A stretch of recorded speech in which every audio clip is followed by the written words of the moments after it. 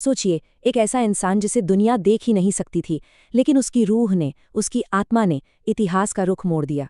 आज हम पैगंबर मोहम्मद के एक ऐसे ही साथी अब्दुल्ला इब्ने मक्तूम की कहानी जानेंगे। ये एक ऐसी कहानी है जो हमें सिखाती है कि असल नज़र आंखों में नहीं, दिल में होती है। चलिए ज़रा उस मंज़र को सोचते हैं। हम मक्का में हैं। पैगंबर मोहम्मद शहर के कुछ बहुत बड़े, बहुत ताकतवर लोगों के साथ एक नाजुक और ज़रूरी बातचीत कर रहे हैं। ये एक ऐसा पल है जो शायद सब कुछ बदल सकता है। और ठीक उसी लम्हे एक आवाज़ उस गहरी बातचीत को बीच में ही रोक देती है। पैगंबर के चेहरे पर बस एक पल के लिए एक शिकन आती है। ये बस एक इंसानी रिएक्शन था, जो उस शख्स को तो नजर भी नहीं आया जिसने उन्हें टोका था। तो सवाल ये उठता है कि इसके बाद हुआ क्या?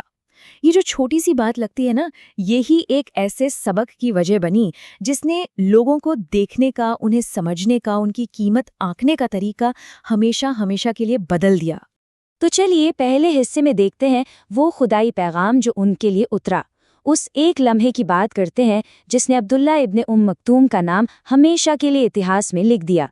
उस कमरे में मानो दो दुनियाएं टकरा रही थी।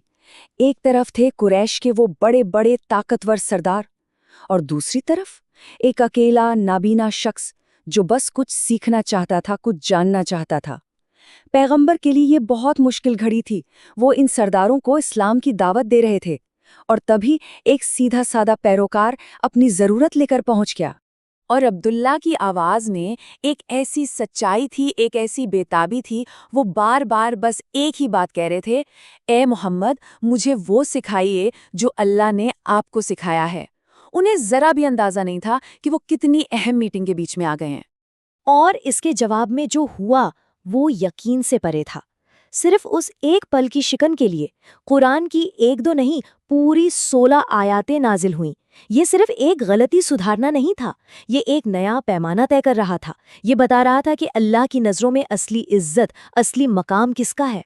दूसरा भाग, आयतों के पीछे का व्यक्ति। तो अब सवाल ये है कि कौन थे ये शख्स? कौन थे अब्दुल्ला इब्न उम्मे मक्तूम, जिनकी एक छोटी सी गुजारिश पर आसमान से वही उतर आई? तो आखिर ये अब्दुल्ला इब्न मक्तूम थे कौन? हाँ, ये वाक़या तो उनकी पहचान बन गया, लेकिन उनकी असल कहानी इससे कहीं ज़्यादा बड़ी और असरदार है। अक्सर लोगों को लगता है कि वो शायद किसी गरीब या निचले तबके से होंगे, पर ऐसा बिल्कुल नहीं था। असल में तो वो पैगंबर की पत्नी हज़रत खदीजा के कज़िन थे, मतलब एक बहुत ऊंचे इज्जतदार घराने से ताल्लुक़ रखते थे, और वो मक्का में शुरू में इस्लाम लाने वालों में से थे। और सबसे ख़ास बात, वो पैगंबर के साथियों में अकेले थे जो पैदाइशी नाबीना थे। तीसरा भाग, मदीना में एक नेता। अब मदीना पहुंचने के बाद अब्दुल्ला को जो इज्जत मिली वो सिर्फ नाम की नहीं थी, बल्कि वो बहुत बड़ी बड़ी जिम्मेदारियों में तब्दील हो गई। मदीना में तो अब्दुल्ला कम्युनिटी के एक मजबूत स्तून बन गए। सोचिए, वो मदीना के सबसे पहले कुरान के टीचर थे, जिन्हें पैगंबर ने हिजरत से पहले ही मदीना भेज दिया था। वो हजरत बिलाल के साथ मिलकर अजान दिया करते थे, यानी दूसरे मुअज्जिन थे। अक्सर नमाज पढ़ाने की जिम्मेदारी भी उन्हीं को मिलती थी, और ये बात तो हैरान कर देगी, उन्हें मदीना का गवर्नर भी बनाया गया। इस बात पर जरा गौर कीजिए। जब भी पैगंबर मदीना से बाहर जाते थे तो पूरे शहर का चार्ज किसे देकर जाते थे? अब्दुल्ला को। और ऐसा एक या दो बार नहीं, बल्कि 13 बार हुआ। जरा सोचिए इस भरोसे का लेवल कि पैगंबर एक नाबीना शख्स पर पूरे शहर की जिम्मेदारी सौंप कर जा रहे हैं। चौथा भाग, कुरान द्वारा फिर से सम्मानित। पर कहानी यहीं खत्म नहीं होती। मक्का वाला वाकया अकेला नहीं था। कुरान ने एक बार फिर सीधे सीधे अब्दुल्ला की वजह से एक नया हुक्म नाजिल किया। एक बार अल्लाह के रास्ते में जिहाद करने वालों की फजीलत में एक आयत उतरी। ये सुनकर अब्दुल्ला का दिल बैठ गया। वो तो नाबीना थे, वो कैसे इस सवाब में हिस्सा ले सकते थे? तो उन्होंने बड़े दर्द से दुआ की, ए अल्लाह, मेरे लिए कोई रास्ता निकाल दे, मेरा उज़्र पेश कर दे। और अल्लाह ने उनकी दुआ को फौरन कबूल कर लिया। वो आयत जो थी घर बैठने वाले और जिहाद करने वाले बराबर नहीं है, उसी आयत में बदलाव किया गया और उसमें ये अल्फाज जोड़े गए, सिवाय उन लोगों के जिन्हें कोई मजबूरी हो। अल्लाह ने खास उनके लिए आयत में तब्दीली कर दी। ये उनकी नीयत का सम्मान था। पांचवा भाग, अंतिम ध्वजवाहक।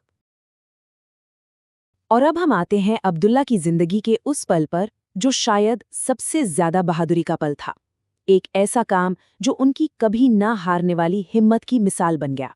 ये जंग थी कादिसिया की जंग, मुसलमानों और उस वक्त की सुपर पावर फारसी सल्तनत के बीच। और हालात देखिए, मुसलमानों की फौज थी करीब 30,000 और सामने फारस की फौज 1 लाख से भी ज्यादा। कुरान से इजाजत मिलने के बावजूद कि वो जंग में न जाएं, अब्दुल्ला ने इस जंग में जाने पर इसरार किया।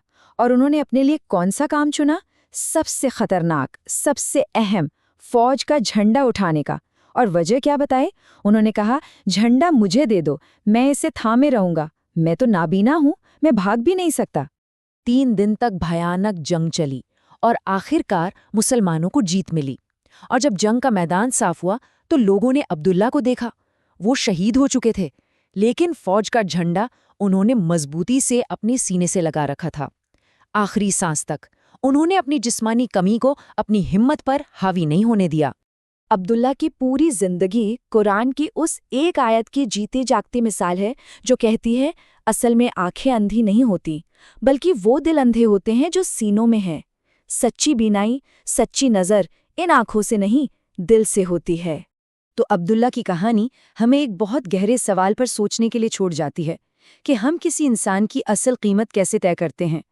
क्या दौलत से, ताकत से, या जिस्मानी तौर पर, या फिर किसी के किरदार से, उसके ईमान से और उसकी उस हिम्मत से जो हर मुश्किल को पार कर जाती है? उनकी कहानी एक चैलेंज है कि हम भी ज़ाहिरी चीज़ों से आगे देखें और दिल की उस असली रोशनी को पहचानें।